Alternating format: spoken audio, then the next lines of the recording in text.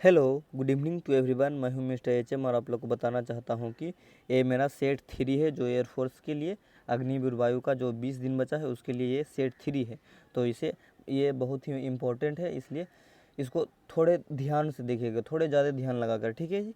और हाँ, वीडियो शुरू करने से पहले सबसे पहले बताते हैं, आप लोगों को करना कुछ नहीं है, सिर्फ एक हेडफोन ले लीजिए। जिसके हेडफोन लगाने से आप लोगों को क्या होगा, जो कंसंट्रेशन है, जो बाहरी नॉइज है उनसे थोड़ा हट के जो रहेगा, जो ध्यान में जो ध्यान में आएगा वो वॉइस, ठीक है जी।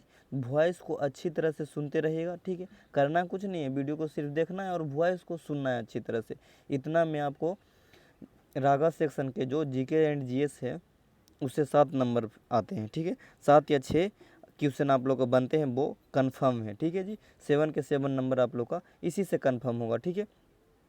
और इसके लिए ज़्यादा मेहनत करने की ज़रूरत नहीं है, इससे ज़्यादा कुछ करना ही नहीं चाहिए। और टाइम वहाँ पे दीजिए जो आपको लगता है कि मेरा सब्जेक्ट ये बहुत ही वीक है, तो उसमें टाइम दीजिए। इसमें ज़्यादा टाइम देने के लिए आप लोग का ज़रूरत नहीं है। सिर्फ वीडियो को जितना होगा हमसे उतना कोशिश करेंगे। आप लोग का 7 के 7 नंबर फिक्स है, ठीक है। तो अब वीडियो शुरू करने से पहले बताते हैं कि जो भी कैंडिडेट चैनल पर फर्स्ट टाइम विजिट किए हैं तो चैनल को सब्सक्राइब कर लें, ठीक है। उसके बाद बात करते हैं 51 नंबर क्वेश्चन पे। 50 तक कल कंफर्म हो गया था, ठीक है। जो भी कैंडिडेट नहीं प्रीवियस वीडियो को देखे हैं तो उन्हें जाकर अच्छा से देख लीजिए। उनमें बहुत ही एनालिसिस कर दिए हैं, आप लोग जाकर उसे खुद अच्छे से देख सकते हैं, ठीक है। उसके बाद बात करते हैं आगे 51 पे। तालीकोटा का युद्ध कब हुआ था? 1565 में। इसी तरह से और कुछ भी युद्ध हैं रिलेटेड है, जो बक्सर का युद्ध है। बक्सर का युद्ध कब लड़ा गया था? 1764 ईस्वी में। उसी तरह से प्लासी का युद्ध जो 1757 में लड़ा गया था। उसी तरह से हो गया पानीपत का प्रथम विश्व युद्ध जो 1526 में लड़ा गया था बाबर और इब्राहिम लोदी के बीच। उसी तरह से हो गया पानीपत का द्वितीय विश्व युद्ध जो 1576 में अकबर और हेमू के बीच लड़ा गया था। हेमू का पूरा नाम क्या है?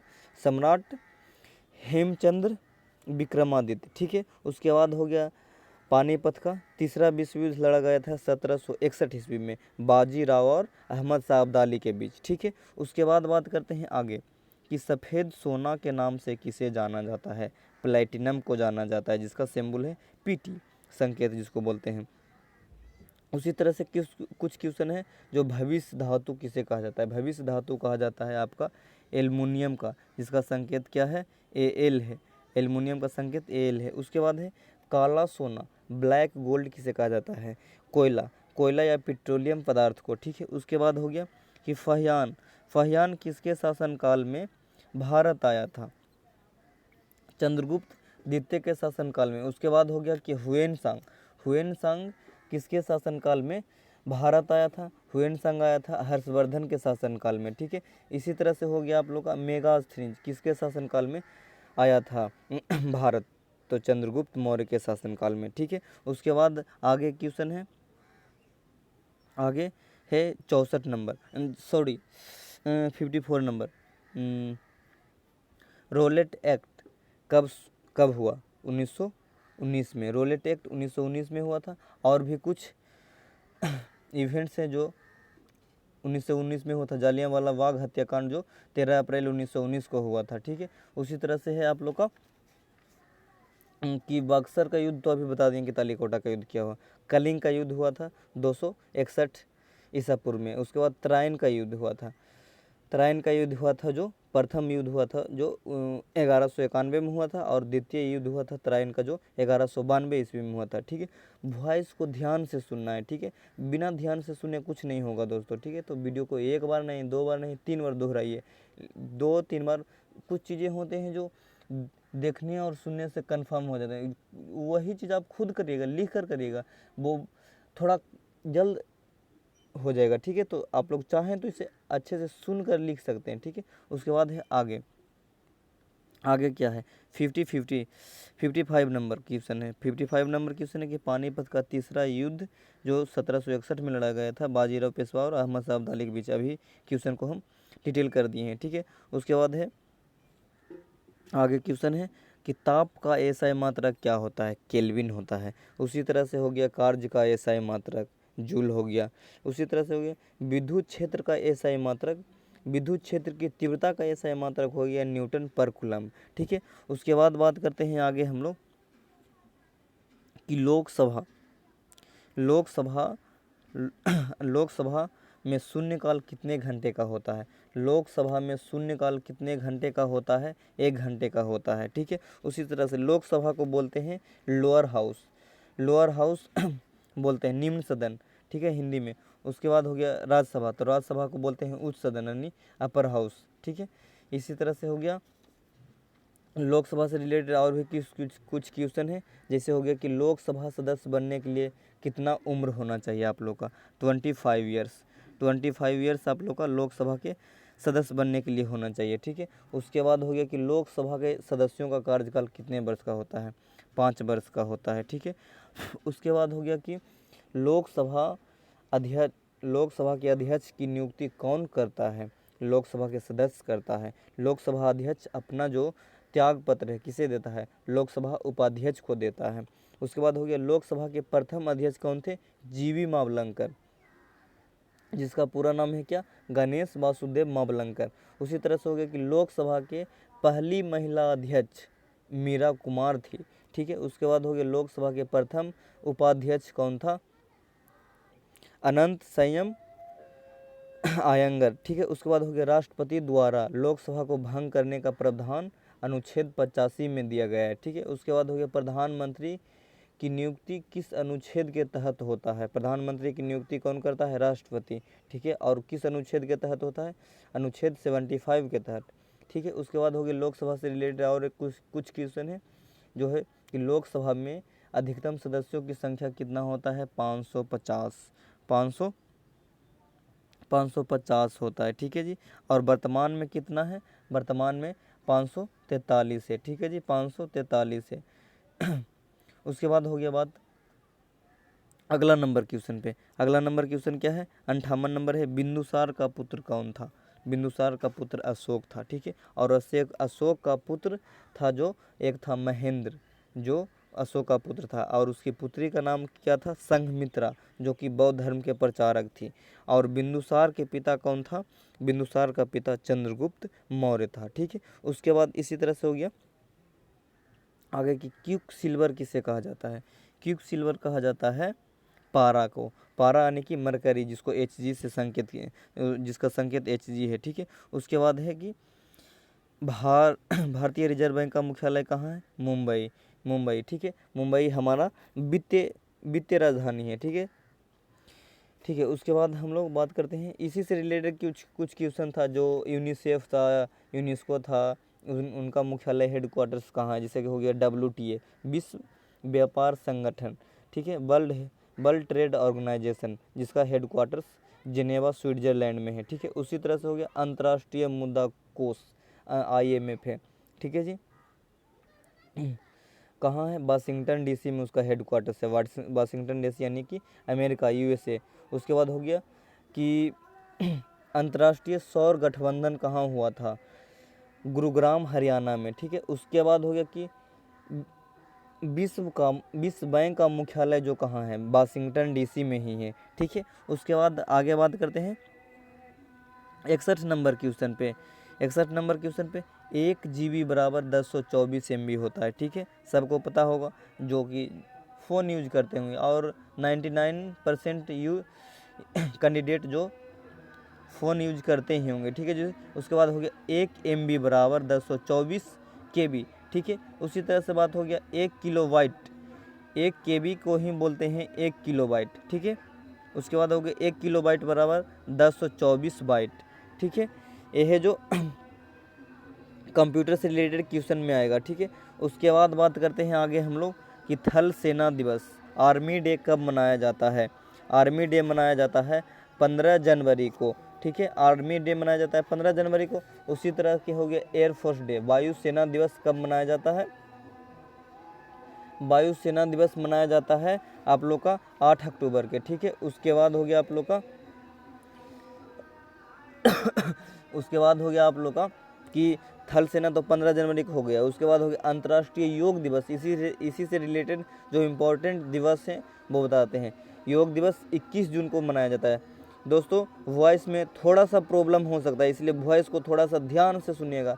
आपको वॉइस में प्रॉब्लम देखने को मिलेगा, लेकिन आप लोग को सिलेक्शन में कोई प्रॉब्लम देखने को नहीं मिलेगा, इसलिए वॉइस को थोड़ा सा अच्छा से सुनिएगा, ठीक है, ध्यान से सुनिएगा।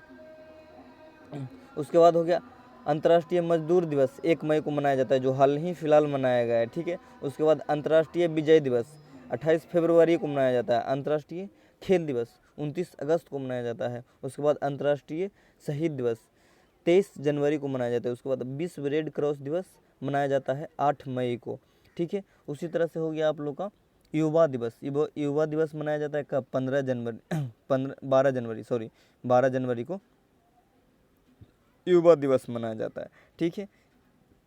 इसी तरह से आप लोग का हो गया एड्स डे, 1 दिसंबर को मनाया जाता है। और थल सेनानी आर्मी डे तो अभी आप लोग देख ही लिए कि मनाया जाता है 15 जनवरी को, ठीक है। उसके बाद बात करते हैं हम लोग 63 क्वेश्चन नंबर पे, पहले राष्ट्रमंडल खेलों का आयोजन कहाँ किया गया था? हैमिल्टन कहाँ है? कनाडा में। इसी तरह से एक और क्वेश्चन था कि एशियाई खेलों का आयोजन कहाँ किया गया था? एशियाई खेलों का आयोजन किया गया था दिल्ली में, ठीक है जी। एशियाई खेलों का आयोजन 1951 में कहाँ किया गया था? नई दिल्ली में, ठीक है। उसके बाद हो गया प्रथम बार हुआ था जो नई दिल्ली में हुआ था। उसी तरह से कुछ प्रथम चीज़ है, जैसे कि भारत का प्रथम परमाणु पनडुब्बी INS चक्र है, ठीक है। उसी तरह से एक और प्रथम है जो कि भारत का प्रथम पनडुब्बी है। परमाणु पनडुब्बी अलग हो गया और पनडुब्बी अलग है, इसलिए भारत का प्रथम पनडुब्बी INS कावेरी है और प्रथम परमाणु पनडुब्बी INS चक्र है, ठीक है। उसके बाद भारत के प्रथम विमान वाहक पोत कौन है? INS विक्रांत, ठीक है। उसके बाद हो गया भारत का प्रथम प्रक्षेपास्त्र कौन है? पृथ्वी नाम है उसका। उसके बाद है भारत का प्रथम मध्यम दूरी मीडियम डिस्टेंस वाला मिसाइल कौन है? अग्नि है, अग्नि नाम है उसका। उसके बाद हो गया भारत के प्रथम उपग्रह आर्यभट्ट है, ठीक है। उसके बाद बात करते हैं 64 नंबर क्वेश्चन पे बात करते हैं कि दिल्ली का जामा मस्जिद किसने बनवाया था? दिल्ली का जामा मस्जिद शाहजहां ने बनवाया था। इसी तरह से है कि ताजमहल भी शाहजहां ने बनवाया था, किसके याद में? मुमताज़ के याद में, अपनी जो पत्नी थी उनके याद में बनवाया था, ठीक है। उसी तरह से हो गया लाल किला भी आप लोग का शाहजहां ने बनवाया था। उसके बाद है ग्रांड ट्रंक रोड जो शेरशाह सूरी ने बनवाया था। उसके बाद है एक है बुलंद दरवाज़ा जो फतेहपुर सिकरी में है, उसको किसने बनवाया था? अकबर ने बनवाया था, ठीक है। उसके बाद हो गया क्वेश्चन आप लोग का वैन का फुल फॉर्म क्या है? Wide area network. उसी तरह से एक होता है LAN, LAN, तो उसका हो गया लोकल एरिया नेटवर्क। उसके बाद है ALU, अर्थमेटिक लॉजिक यूनिट। उसी तरह से हो गया आप लोग का CPU, सेंट्रल प्रोसेसिंग यूनिट। ये सब जो शब्द आप लोगों को देखने को मिल रहा है वो कंप्यूटर से रिलेटेड है, ठीक है। उसके बाद हो गया HTTP, hyper text markup language. जो भी आप लोग को बताया जा रहा है वो बहुत ही इम्पोर्टेंट है दोस्त, इसलिए ऑडियो को थोड़ा सा ध्यान से सुनिएगा, वीडियो पर भी ध्यान रखिएगा, वीडियो को देखते रहिएगा और वॉइस पे बहुत ज़्यादा ध्यान रखिएगा, ताकि आप लोग को दोनों को मैनेज करके चलिएगा, ठीक है। आप लोग को क्यों बोलते हैं कि हेडफोन लगा कर रखें? क्योंकि उससे है आप लोग का कंसंट्रेशन बना रहेगा, बाहर के नॉइज़ से अलग हो जाओगे, ठीक है। उसके बाद बात करते हैं अगला GPS का फुल फॉर्म क्या है? Global positioning system. उसके बाद हो गया LED, लाइट इमिटिंग डायोड। उसके बाद है LCD, लिक्विड क्रिस्टल डिस्प्ले। जितने भी जो शॉर्ट फॉर्म है जो बहुत ही इम्पोर्टेंट है वो मैं आप लोग का फ़ोटो क्लिक करके टेलीग्राम पे भेज दूंगा, आप लोग खुद भी उसे अच्छे से रीड कर लीजिएगा, ठीक है। टेलीग्राम चैनल का लिंक नीचे डिस्क्रिप्शन में दिया हुआ है, ठीक है। उसके बाद बात करते हैं हम लोग आगे विद्युत धारा का SI मात्रक, ठीक है। विद्युत धारा का SI मात्रक क्या हो गया? एम्पियर, ठीक है। उसी तरह से हो गया था कि विद्युत क्षेत्र की तीव्रता का SI मात्रक हो गया न्यूटन पर कूलम। उसके बाद कर्ज का SI मात्रक क्या होता है? जूल होता है, ठीक। उसी तरह से आगे बढ़ते हैं 67 नंबर क्वेश्चन पे कि एक्स किरणों का खोज किसने किया था? एक्स किरणों का खोज किसने किया था? रोएंटजन ने किया था, जिसका उपयोग कहाँ किया जाता है? चिकित्सा और औद्योगिक क्षेत्रों में किया जाता है। ठीक है, इसी तरह से आप लोग का है कि इलेक्ट्रॉन का खोज किसने किया था? इलेक्ट्रॉन का खोज किसने किया था? जे थॉमसन ने किया था। उसके बाद हो गया प्रोटॉन का खोज आप लोग का किसने किया था? रदरफोर्ड ने किया था। ठीक है, उसके बाद हो गया आप लोग का इलेक्ट्रॉन, प्रोटॉन और न्यूट्रॉन का खोज चैडविक ने किया था। इसी तरह से एक और जो बायोलॉजी से रिलेटेड है, विटामिन का खोज किसने किया था? फंक ने किया था। ठीक है, उसके बाद हो गया रॉबर्स कप किस खेल से रिलेटेड है? रॉबर्स कप आप लोग का है जो फुटबॉल से रिलेटेड है। इसी तरह से और बहुत सारे कप हैं जो बहुत ही इम्पोर्टेंट है।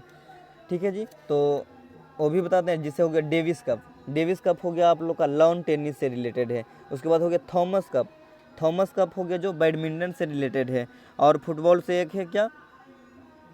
फुटबॉल से एक और भी है जो हो गया जिसे सुब्रतो कप, डूरंड कप, ये सब है जो फुटबॉल से रिलेटेड है, सुब्रतो और डूरंड कप। और एक अभी तो हो गया रॉबर्स कप। ये तीन बहुत ही इंपॉर्टेंट है। ठीक है, फुटबॉल से रिलेटेड। उसके बाद हो गया विबिल्डन ट्रॉफी है जो टेनिस से रिलेटेड है। उसके बाद हो गया आगा खां ट्रॉफी जो हॉकी से रिलेटेड है। उसके बाद हो गया एजरा कप जो पोलो से रिलेटेड है।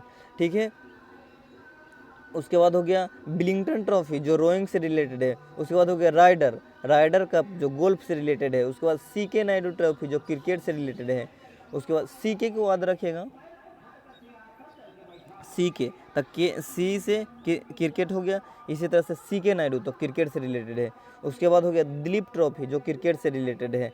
ठीक है, उसके बाद बात करते हैं 69 नंबर क्वेश्चन पे कि ईस्ट इंडिया कंपनी का प्रथम गवर्नर जनरल कौन था?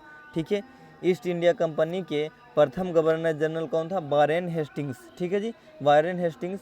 उसके बाद इससे कुछ और जो प्रथम गवर्नर जनरल है वो और भी कुछ हैं, जैसे कि हो गया बंगाल का प्रथम गवर्नर जनरल वारेन हेस्टिंग्स थे। और भारत के ईस्ट इंडिया कंपनी के प्रथम गवर्नर जनरल वारेन हेस्टिंग्स थे। ठीक है जी, उसके बाद हो गया भारत के प्रथम वायसराय कौन है? लॉर्ड कैनिंग है। उसके बाद हो गया भारत के प्रथम